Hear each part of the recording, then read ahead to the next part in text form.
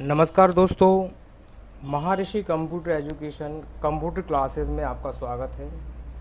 दोस्तों, आज हम एमएस वर्ड के माध्यम से सीखेंगे कि एमएस वर्ड के अंदर टेबल का निर्माण कैसे किया जाता है।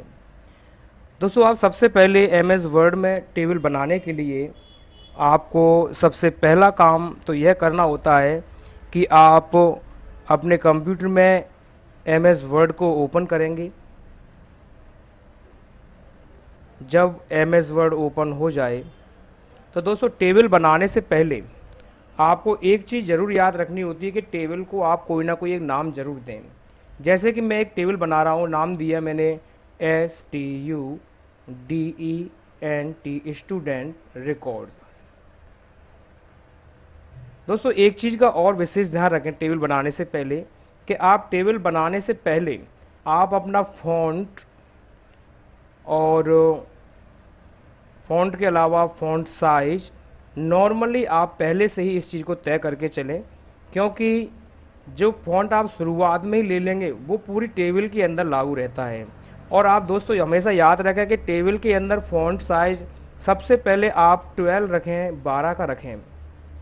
इसके बाद दोस्तों, टेबल बनाने के लिए हमारे पास दो तरीके हैं। एक तरीका मैं आपको पहले बता रहा हूँ। आप सबसे पहले इंसर्ट में जाएंगे और इंसर्ट के अंदर आप एक ऑप्शन देख रहे होंगे यहाँ, जैसा कि आपको दिख रहा है टेबल।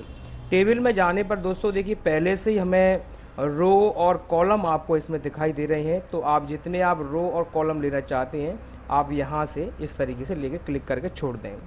दूसरा तरीका दोस्तों ये होता है कि आप इसी टेबल के अंदर एक ऑप्शन है इंसर्ट टेबल। तो दोस्तों यहाँ आप गौर से देखें, यहाँ लिखा हुआ आ रहा है नंबर ऑफ कॉलम्स, अर्थात आप अपने टेबल के लिए कितने आपको कॉलम चाहिए। तो जैसे आपने टाइप कर दिए 10, मैं 10 लिख दिया हूँ। अगले में आपको पूछा जा रहा है कि रो कितनी चाहिए, तो रो मैंने टाइप कर दी 5। ये करने के बाद दोस्तों आप ओके करेंगे तो आपकी टेबल आपके सामने इंसर्ट हो चुकी होती है। तो दोस्तों, सबसे पहले टेबल के अंदर आपको हम बताना चाहेंगे कि सबसे ऊपर जो टेबल होती है उसके ऊपर आप सबसे पहले हेडिंग लाइन लिखी जाती है, जिसमें मैंने आपका सबसे पहले लिखा SR नंबर। और दोस्तों ये आप हेडलाइन पहले से सोच कर या तय करके चले कि आपको कौन सी टेबल में क्या कौन सी कॉलम में या सेल के अंदर लिखना है। दोस्तों, एक चीज़ का और याद रखें कि आप जब एक सेल से दूसरी सेल में आएँ तो आप कीबोर्ड से टैब दबा के आगे बढ़ें। जब आप ऐसा नंबर लिख लेते हैं तो आप अगले कॉलम में जैसे आपने टाइप किया NAME नेम, फिर टैब दबाया, फिर टाइप किया आपने फादर नेम। आप पूरा भी लिख सकते हैं, मैं यहाँ पर शॉर्ट में लिख रहा हूँ। इसके बाद आप जैसे टाइप करते हैं कोर्स,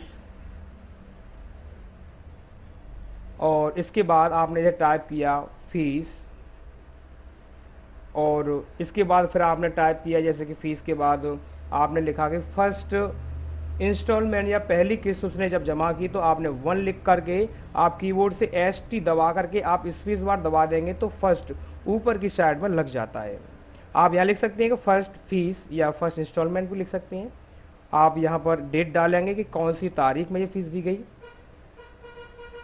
अगले कॉलम में सेकंड लिखना होता है तो आप 2 लिख के ND दबाएंगे और स्पेस देंगे। तो देखिए आप देखते हैं कि ND ऊपर गया। आप इसके बाद FWS, आप इसमें ये भी तय कर सकते हैं कि आपकी ये फीस कौन सी तारीख में दी गई। दोस्तों मान लीजिए कि आपकी 2 इंस्टॉलमेंट में फीस आती है तो हम 2 ही इसमें कॉलम फीस के रखते हैं। और अंतिम कॉलम में आपको बताना है कि हमारी टोटल फीस कितनी आ चुकी है।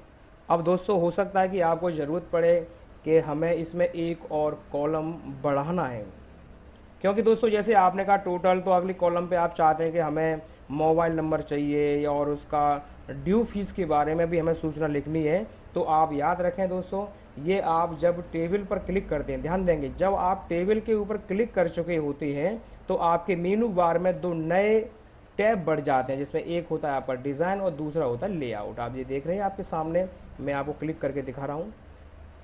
जब आप दोस्तों एक नया कॉलम बढ़ाना चाहते हैं तो आप उस जगह क्लिक करेंगे जहां आप कॉलम बढ़ाना चाहते हैं। जैसे कि मैं अंतिम कॉलम के अंदर क्लिक कर रहा हूं, तो यहाँ जाने के बाद अब देखिए आप सीधा लेआउट में जाएंगे तो लेआउट के अंदर आप यहाँ पर देखिए, गौर से देखिए, लिखा हुआ आ रहा है इंसर्ट एबव, यानी आप जहां आपने माउस पॉइंटर या कर्सर रख के छोड़ दिया है आप उसके ऊपर रो डालना चाहते हैं। ब्लॉक, उसके नीचे कॉलम डालना उसके नीचे रो डालना चाहते हैं, लेफ्ट और राइट। अब जैसा कि मुझे इस कॉलम के राइट साइड में एक कॉलम और चाहिए, तो यहाँ मैंने इंसर्ट राइट पर क्लिक किया, तो देखिए दोस्तों आपके सामने एक और पड़ गया। मैंने इसमें लिखा DUE, ड्यू फीस, मैंने इसमें टाइप कर दिया। ड्यू फीस टाइप करने के बाद मुझे ज़रूरत है कि हमें इसके अंदर एक कॉलम और बढ़ाना है जो मोबाइल नंबर के लिए होना चाहिए था, तो आप फिर से वहीं जाएंगे और आप यहाँ पर बढ़ा सकते हैं। तो मैंने यहाँ पर मोबाइल नंबर इस तरीके से लिख दिया।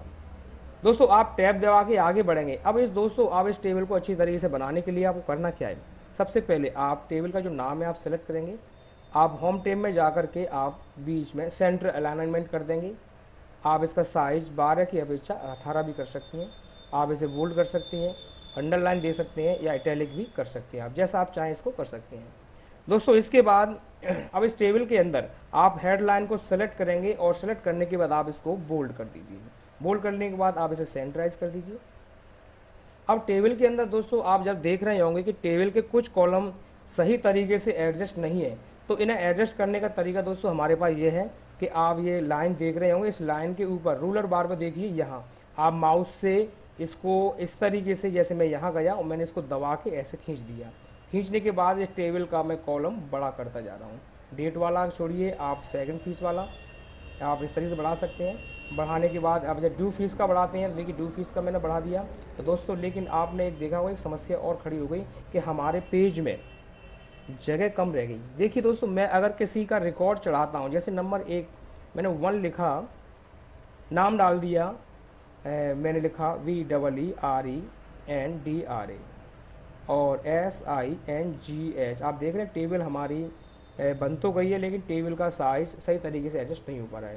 दोस्तों हम चाहते हैं कि टेबल हमारे पेज में सही तरीके से आनी चाहिए, तो इसके लिए हमारे पास दो तरीके होते हैं कि या तो आप टेबल के अंदर लिखा जाने वाला टेक्स्ट का साइज कम कर दीजिए, या फिर पेपर जो आपका आप देख रहे हैं ये पोर्ट्रेट पेज है, अगर मैं इसका साइज थोड़ा कम करता हूँ, देखिए पेज जो है इस समय पोर्ट्रेट में आपको शो हो रहा है। मैं चाहता हूँ कि इसे लैंडस्केप में शो करा दिया जाए, तो आप सबसे पहले पेज लेआउट के अंदर जाएंगे, जहां पर ओरिएंटेशन आपको एक ऑप्शन दिखाई देगा, जहां पर आप पोर्ट्रेट की जगह लैंडस्केप पर क्लिक करें। देखिए आपके टेबल के लिए और भी जगह बन जाती है और आप इसका साइज बढ़ा करके अपने इस रो का या कॉलम का साइज इस तरीके से बढ़ा सकते हैं अपने मुताबिक। आपको लगता है कि हमारी टेबल इसके अंदर आसानी से एडजस्ट हो सकती है, तो आप इसका साइज ऐसे कम ज़्यादा एडजस्ट कर सकती हैं।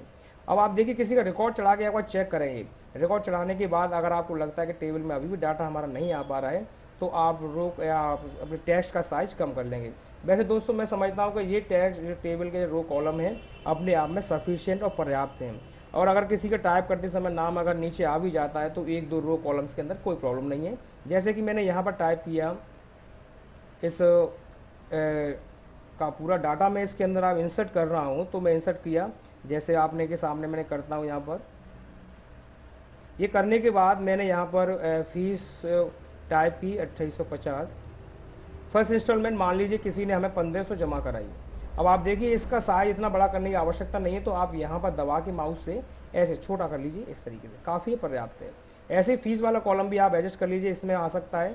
ये अभी आपका ठीक है। डेट आप मान के चलिए किसी बंदे ने डेट में 01 पहला ही महीना था और उसने ईयर 18 जैसे हम डाल दिए। इसके बाद आप नेक्स्ट में जाएंगे। इसके बाद सेकंड फीस उसने जमा की, मान के चलिए कि अब हमारी ड्यू फीस के अलावा उस बंदे ने जमा कर देता है हमारे पास करीब 700 रुपये, और तो मैंने इसमें 700 में 850 जमा मैंने इसमें कर दिए।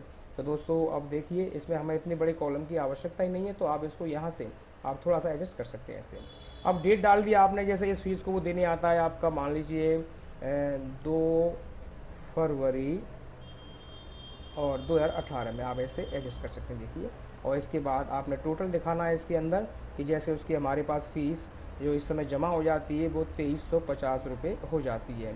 अब आप स्वतः ही अंदाज़ा लगा सकते हैं कि उसकी ड्यू फीस हमारे पास इतनी हो जाती है कि वो आपका ड्यू फीस। मोबाइल नंबर आप जैसे उसका डालना चाहें तो आप इसका ईजिली डाल सकते हैं, और डालने के बाद अपना वर्किंग कर सकते हैं। दोस्तों टेबल में जैसे ही अगर मैंने आपको एक बात बताई थी कि टेबल में जब आप करें तो एक कॉलम से दूसरे कॉलम में जाने के लिए टैब दबाएं। देखिए दोस्तों आप जैसे ही आप इसको दबाते जाएंगे तो एक समय ऐसा आएगा कि आपकी रोज कंप्लीट भर जाती हैं, उसके बाद नहीं चाहिए। दोस्तों अगर टैब दबाए रखते हैं तो आपकी रो इसके अंदर आप ऐसे बढ़ा सकते हैं इसके अंदर। तो दोस्तों ये मैंने आपको एक तरीका बताया टेबल को बनाने का और उसको एडजस्ट करने का। तो आप दोस्तों मैं समझता हूँ आप प्रैक्टिस करेंगे तो आप इसको सीख सकते हैं।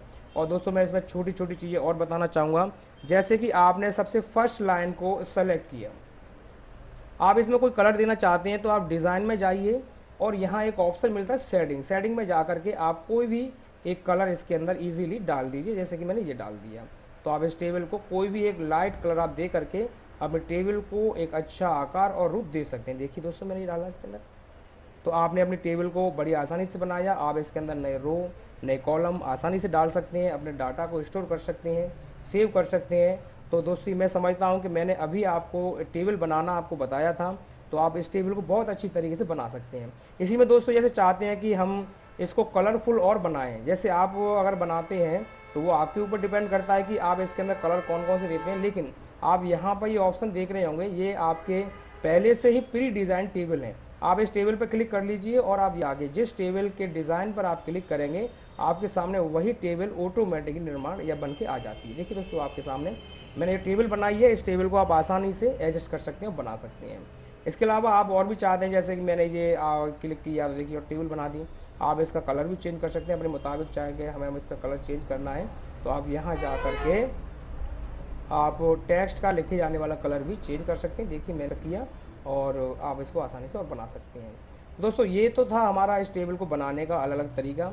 तो मैं आशा करता हूं कि आप टेबल को बनाना बहुत अच्छी तरीके से सीखे होंगे और आपने जाना होगा कि टेबल कैसे बनाएंगे।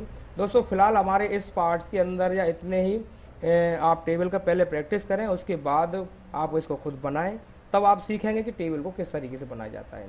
दोस्तों इसके बाद फिलहाल हम इस टेबल में यही समापन करेंगे। इसके बाद अगले वीडियो में हम सीखेंगे मर्ज टेबल करना। मर्ज टेबल में दोस्तों एक्चुअल में क्या होता है कि उसमें दो या दो से अधिक कॉलम को मिला करके एक नई टेबल बनाई जाती है, तो इस तरह की टेबल बनाने को मर्ज टेबल बोला जाता है। तो फिलहाल दोस्तों मैं आपसे आशा करूंगा कि आप अपने टेबल को इस टेबल को मैंने जो बनाना आपको बताया है, आप सेम टू सेम ऐसे ही टेबल एक बार बना के देखिए। बाकी कुछ ऑप्शंस ऐसे आपके दिमाग के जो कंटेंट्स तो समझ में नहीं आते, आप स्वतः समझने लगेंगे।